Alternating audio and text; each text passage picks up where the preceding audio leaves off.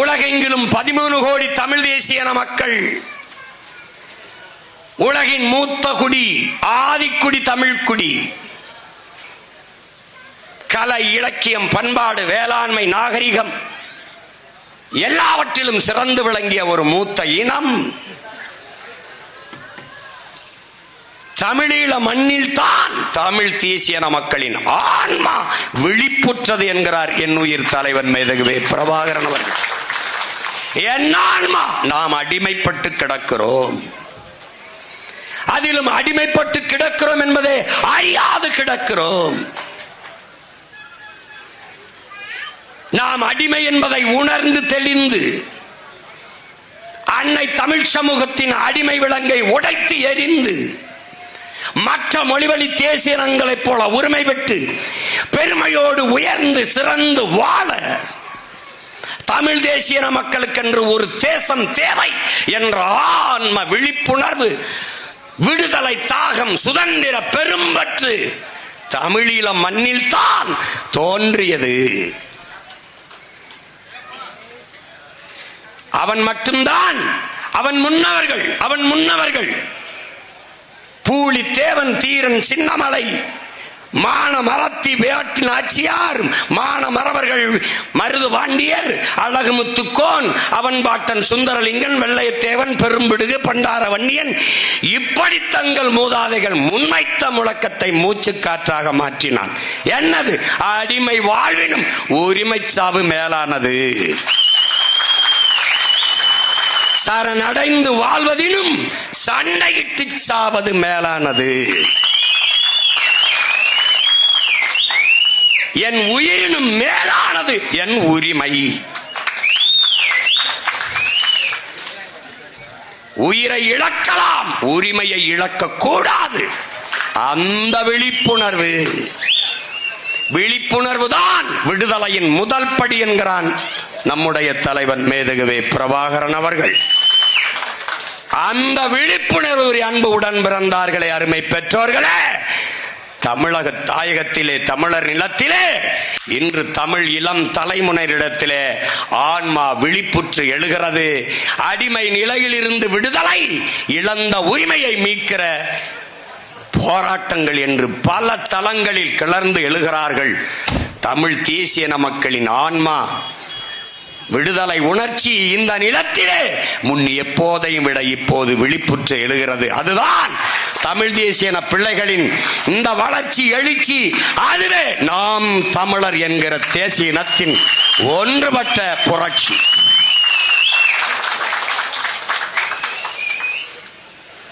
எல்லாவற்றையும் சரி செய்ய துடிக்கிற பிள்ளைகள் இதை சரி செய்ய மாட்டோமா?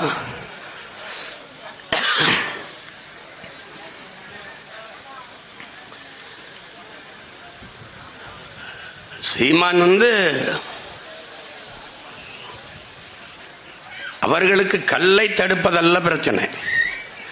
சீமான் மக்களிடத்தில் போய் சேருகிறான். சீமானை வளர விட்டுறக்கூடாது.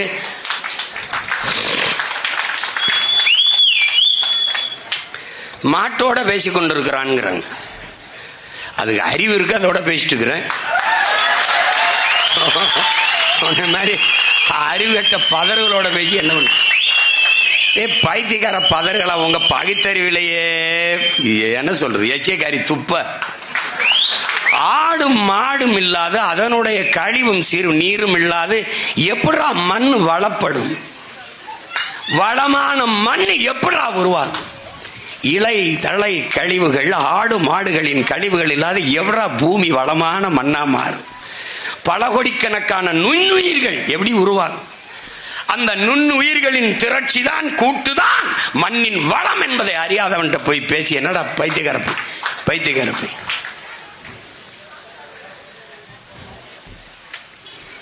பெற்ற தாயே பிள்ளைகளை எங்கேயாவது தூக்கி போட்டு போயிடாடா. அந்த பிள்ளையை என் பிள்ளைன்னு பால் ஊத்துற தாய் என்னுடைய பசுடா. பைத்தியக்காரப்பையில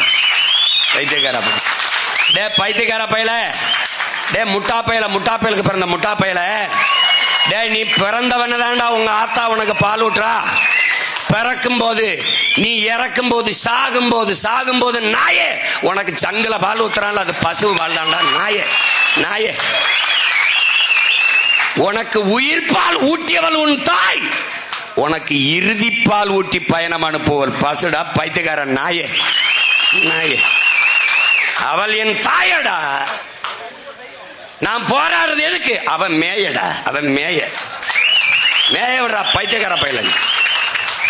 நீ இப்படியே பேசிக்கிட்டே இரு, நான் வந்து உட்கார்ந்துருவேன். அப்புறம் நீ என்ன பண்ணுவ? முன்னாடி உட்காந்து கை தட்டிட்டு இருப்ப. நாய முன்னாடி உட்காந்து கை தட்டிட்டு இருப்ப பைத்தியக்காரன்.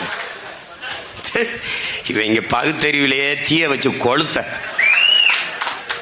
கருமம். கல்லு இறக்கிட்டாங்க, கல்லு இது எப்படியா? அதுல கம்யூனிஸ்ட் ஐயா கூட சொன்னாங்க, நம்ம பெரிதும் மதிக்கிறோம் ஐயா சண்முகம் அவர்கள்லாம். ஏதோ அவங்களுக்கு நம்மளை கண்ட ஒரு சங்கடமா இருக்கு.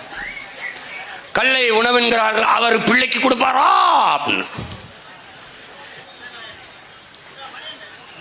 பிரியாணி எனக்கு பிடிக்குது, நல்ல உணவுன்னு தான் சாப்பிட்றேன். அதுக்காக என் பிள்ளை சின்ன பையன் 2 வயசு பையலுக்கு பிரியாணி ஊட்டிட முடியுமா? அந்தந்த வயதுல எது எது மருந்து, கல் உணவு அது மருந்துன்னு சொல்லுது. இந்த பாரு தள்ளுபா தள்ளுபா, இந்த பாரா பதார்த்த குண சிந்தாமணி என்கிற பழைய மருத்துவ நூல், அதுல தேரையர் எனும் சித்தரால் இயற்றப்பட்டது. இதில் உண்ணும் பொருட்கள் பற்றிய மருத்துவ குணங்கள் முழுமையாக விவரிக்கிறது. அவற்றில் பனையின் கல்லில் மருத்துவ பயன்கள், 7 தாதுக்களான சுரபிகள், குருதி, தசை, கொழும்பு, எலும்பு, இந்த கொழுப்பு, எலும்பு, எலும்பு மச்சை, சுக்கிலம் ஆகியவற்றை பனையின் கல் உறுதியடை செய்கிறது. இது மாதிரி பிராண்டி குடித்தால் இது குணமாகும், விஸ்கி குடித்தால் இது நலமாகும், ரம் குடித்தால் இது கும்முனாகும், ஜின்னு குடித்தால் இது கிண்ணுனாகும். எப்படிதான் சொல்லட பைத்தியக்காரன் நாயே, பைத்தியக்காரன் நாயே நாய். நம்மளை எதிர்த்து போரி விடுவோம். அது டாஸ்மாக் கடையில் போய் கதவை முட்டிடுச்சா, அதாவது பண்ணு ஒன்று செய்யி. மதுவை ஒழிக்கிறோம்ங்கிற போராட்டம் குடிச்சு ஒழிச்சிருது. ஏழ்மைய ஒழிங்கன்னு சொன்னா அதான் ஒழிக்கிறோமே. எப்படி எல்லா இலையும் கொண்டுட்டா ஏழ்மை ஒழிஞ்சிரும். விவசாய பிரச்சனையை தீரு, அதுக்கு எப்படி விவசாய பிரச்சனை? விவசாயம் எல்லாம் கொண்டு வரும். எனக்கு விவசாய சின்னத்தை முதல்ல கேட்கும்போது, காலமாட கேட்கும்போது உயிருள்ள எதையும் தர முடியாதுட்டான். மயில கேட்டேன், தேசிய பறவைன்ட்டான். புளிய கேட்டேன், தேசிய விலங்குன்ட்டான். அந்த சண்டை தனி. அப்ப தேசிய மலர் எதுக்கு அவருக்கு கொடுத்தான்னு கேட்டேன். அது எப்பவோ நடந்துருச்சுங்க. இப்படியே சமாளிச்சிட்டோம் தான். கடைசியா யானையை கேட்டேன், யானை அம்மா மாயாவதிக்கு ஏன் கொடுத்தான்னு கேட்டேன். காலமாடு உயிருள்ள எதையும் தர முடியாது அப்படின்னு என்ன பண்ணா, விவசாய கொடுத்தான். இப்ப என்ன நீ புரிஞ்சுக்கிற? விவசாயி அவனும் உயிரோட இல்ல, அவ்வளவுதான். அதை எனக்கு ஏன் கொடுத்தான்? உயிரை கொடுத்தாவது விவசாயத்தையும் விவசாயிகளையும் காப்பாற்றுவான் சீமான். அவன் முன்னவர்கள் கண்ட கனவுபடி வாழ்ந்த தலைவன். காந்தி கண்ட பொருளாதார கொள்கை தற்சார்பு, அம்மையார் இந்திரா காந்தி கொண்ட பொருளாதார கொள்கை தற்சார்பு, எங்கள் தாத்தன் காமராஜர் கண்ட கனவு தற்சார்பு பொருளாதாரம். ஊரா நாட்டிலே போய் சோத்துக்கு கையேந்தவா போராடி சுதந்திரம் பெற்றோம். கூலோ கஞ்சியோ இருக்கிறத குடிச்சிட்டு நிம்மதியா படுப்போம். இதாண்டா தற்சார்பு. இந்த தற்சார்பு படித்த நாட்டை கட்டி எழுப்பிய தலைவன் எங்கள் தலைவன் மேதகுவே பிரபாகரன் அவர்கள். அவனே வேளாண் பண்ணைகளை உருவாக்கினான், ஆடு மாடுகளை வளர்த்தான், பனை ஏறி பதநீர் ஏறி கருப்பட்டிகளை செஞ்சான், பணம் வளத்தை அதிலே மிட்டாய் செய்தான், எல்லாம் செய்தான். பனங்கிழங்கிலே உடியன் மாவு என்று மாவு செய்தான். நாம் பயன்படுத்துற மைதாவுக்கு பதிலாக பயன்படுத்தினான். வெள்ளைக்காரர்கள் பிரபாகரா ஒண்ணுமே இல்லையே, ஒரு சின்ன நிலத்திலே ஒரு வளமும் இல்லாத நிலத்தை தனி நாடாக அடைந்து நீ என்ன செய்வாய் என்று கேட்டதற்கு என் தலைவன் சொன்னது, எனக்கு என்னுடைய பனையும் என்னுடைய இறாலும் போதும், எனக்கு நான் உலகத்தின் தலை சிறந்த நாடாக கொண்டு வருவேன் என்று. தற்சார்புனா என்னன்னு தெரியல பைத்தியக்காரப்பில். ஒரு கிலோ கருப்பட்டி தட்டி பாடுறாடே, தட்டி பாடுறா. அமெரிக்காவில் 1 கிலோ கருப்பட்டி 1000 ரூபாடா கேலிப்பில். அதை விட்டு எல்லா டாக்டரும் சொல்றான், கருப்பட்டியில சர்க்கரை அளவு குறைவா இருக்கு, கருப்பட்டியை பயன்படுத்துங்கள். கருப்பட்டியை இவனுக்கு கருப்பா இருக்குல்ல அது. அதனால இனிமே நம்ம ஆளுகெல்லாம் கருப்பட்டியை செஞ்சு கொஞ்சம் வெள்ளை அடிச்சு அப்படி வீங்க. நீ பாராடே, நான் வந்த பிறகு குறிஞ்சி அங்காடி, மருதம் அங்காடி, நெய்தல் அங்காடி, முல்லை அங்காடின்னு வச்சு அரசு பணியாக்கி நான் இந்த நாட்டை தலை சிறந்த நாடா மாத்தல. நீ பாட்டேரு அதுல கருப்பட்டி விற்பேன். கருப்பட்டி ரோட்ல போகும்போது வெக்கம் இல்லாம கருப்பட்டி காஃபி கிடைக்கும் எழுதி வைக்கிறான். அங்க போய் வண்டி நிக்குது, மயத்துக்கா நிக்குது, அங்க போய் கருப்பட்டி காஃபிய. ஆனா கருப்பட்டி வந்துடப்படாது, ஏன் பணம் ஏறிடப்படாது, அது குலத்தொழில். ஏண்டா ஆடு மாடு மேய்த்தல் குலத்தொழில், நாங்க மீன் பிடிக்கிறது குலத்தொழில், வேளாண்மை செய்வது குலத்தொழில், பணம் ஏறுவது குலத்தொழில். இப்ப உட்கார்ந்து பேசிக்க உனக்கு என்ன தொழில்? இப்படியே பேசியிருக்கடா பரதேசி நாய, உனக்கு என்ன தொழில்? தண்டச்சோறு, சோறு சொல்லாது, சோறை ஏன் திட்டத்துக்கு பயன்படுத்துற? தண்ட சாதம்னு சொல்லு. தண்ட ரைஸ்ரா, தண்ட ரைஸ் அப்படி ஒண்ணு பேசி விட்டுருவோம். தண்ட ரைஸ் கொடுமை. எங்க பொருளாதாரம்? எனக்கு என் தம்பிகள் அமெரிக்கால இருந்து மற்ற நாடுகள்ல இருந்து அனுப்புறது, அண்ணன் நம்ம கருப்பட்டிக்கு ரொம்ப இதா இருக்கு. ஆனா நம்மளுடைய கருப்பட்டி இருக்கு பாருங்க, இந்த கிண்ணத்துல காய்ச்சற வட்டு மாதிரி பெருசா கருப்பட்டி வட்டு, அதான் விரும்பல. இவ்வளவு பெருசா தூக்கிட்டு போறதுக்கு அவன் விரும்பல. என்னடா தம்பி செய்யலாம்னு எனக்கு படம் போட்டு வரைஞ்சு அனுப்புறேன். அண்ணன் நம்ம ஆட்சிக்கு வந்த பிறகு இந்த பாருங்கண்ணே எப்படின்னா இந்த கியூப், இந்த விடுதியில் போனீங்கன்னா இந்த சீனியை வந்து சதுரமா வெட்டி அப்படி எடுத்து போட்டுக்கலாம், அவன் போட்டு குடிச்சுக்கிடுவான். அந்த சர்க்கரை இல்ல இந்த தேநீர் குடிக்கும் போது அது மாதிரி சின்ன சின்னதா, டேய் நம்ம வெள்ளக்கட்டி மாதிரின்னு சொல்றான், அது மாதிரி சின்ன சின்னதா. அதுதான் நம்ம ஆளுங்க அழகழகு வடிவத்தில் பண்ணிடுவோம்டா. அழகழகா வடிவத்தில் பண்ணி, டே நீ நான் சொல்றத நீ உனக்கு நக்கலா இருக்க, எல்லாமே உனக்கு கேலியா தான் இருக்க. நான் இந்த இடத்துல வந்து நின்று இவ்வளவு பேரையும் பயங்காட்டிட்டு இருப்பேன் நீ நினைச்சா? நீ என்னை எதிர்த்து போராட அளவுக்கு வந்துச்சடா அந்த கட்சிகள் எல்லாம். என்னை எதிர்த்து போராட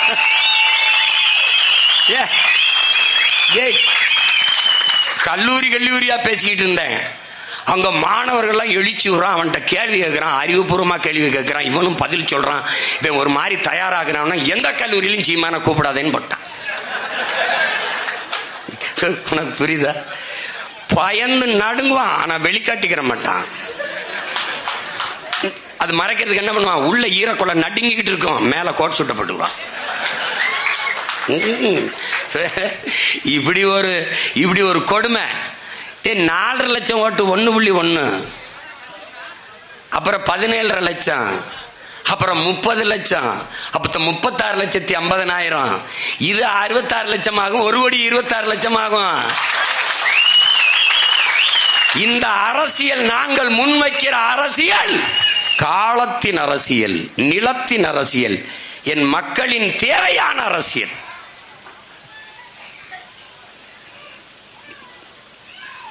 நாங்கள் பிரச்சனைகளில் பிறந்த பிள்ளைகள்.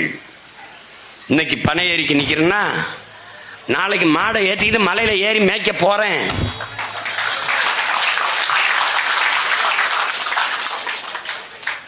என்ன பண்ணுவ?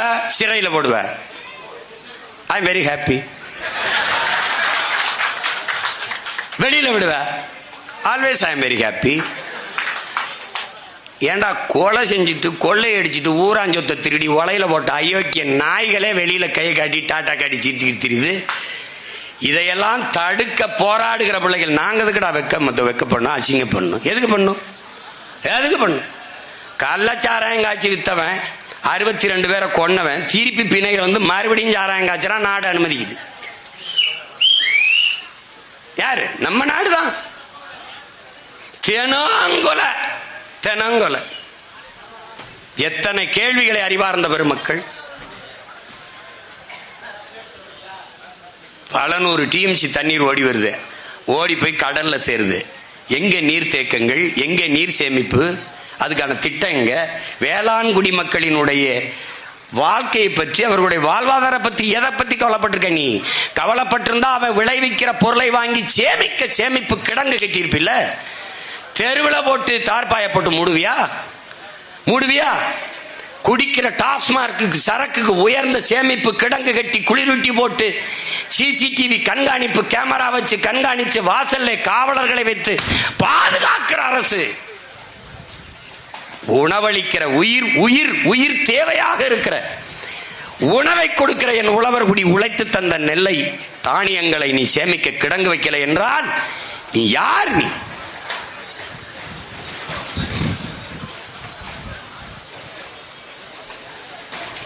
அவர்கள் பேசிக்கொண்டே இருப்பார்கள். கோயம்புத்தூர் பக்கத்தில் இருந்தாலும், அண்ணே நீங்க இந்த பனையை ஏறி விட்ட மாதிரி இங்க வந்து ஒரு தடவை தென்னை மரத்தையும் ஏறி விட்டுருங்கண்ணே, ஒரே நெருக்கடியா இருக்கு. இரு கோவைக்கு வரும்போது சொல்றேன். அங்கேயும் ஏறி விட்டுருவோம். அங்க ஒரு மாநாடை போட்டு ஐயா தலைமையில, நம்ம அப்பா நல்லசாமி தலைமையில போய்விட்டு தென்னையை ஏறி விடுவோம்டா. ஏறி விடணும். நான் கேட்டேன் பாண்டிகிட்ட, பாண்டி பனை கொஞ்ச நாள் தான் இருக்கும், தென்னை தொடர்ச்சியா இருக்கும், அவ்வளவு பத்தாதே, நம்ம இந்த கொள்ளு வர்றதுக்கு என்ன பண்ணலாம்னு. அண்ணன் ஈச்சையை சீக்கிரம் வளர்ந்துரும்னே, ஈச்சையை வளர்த்து சர்ந்து ஈச்சங்கள்லையும் கொண்டு வந்துடலாம்னே. அப்புறம் தென்னை 3 வருஷத்துல வந்துருதுனே, அடிச்சிருவான். நாடங்களும் தென்னையா போட்டு தள்ளிய தாய்லாந்துல தென்னையிலிருந்து 17 இறக்குறான். இது நான் சும்மா சொல்றேன்னு நினைக்கிறியா? இந்த பாட்டி ஆட்சி நடந்து போட்டு காட்டேன் பாரு எப்படின்னு. உனக்கு தான் நம்பது, நீ கதை கேட்டே வளர்ந்தவன்ல, நான் காட்டுவேன். ஏன்னா எது ஒன்னையும் திரைப்படத்தில் சினிமாவில் சொல்ல சொல்றேன், சினிமாவில் அப்படி அப்படின்னு அப்படி பயந்துக்கிறேன். அதனால நான் இப்ப படம் போட்டு காட்டுறதுன்னு முடிவு பண்ணிட்டேன். இந்த வார் நான் சொல்றதை நம்பல. இந்த வார் நின்றுகிட்டே தென்னை மரத்தில் 17 இறக்குறான் பாரு. இந்த பாரு கல்ல காய்ச்சற கருப்பட்டி கூட 200 கூட விற்கிது பாரு. ஏன்னா அந்த சுண்ணாம்பு தேய்க்கும் போது கலப்படம்னு நினைக்கிறான் பாரு. அவ்வளவு இயற்கை உணவுக்கு திரும்புது உலகம். ஆனா ஈடு கொடுக்க முடியல.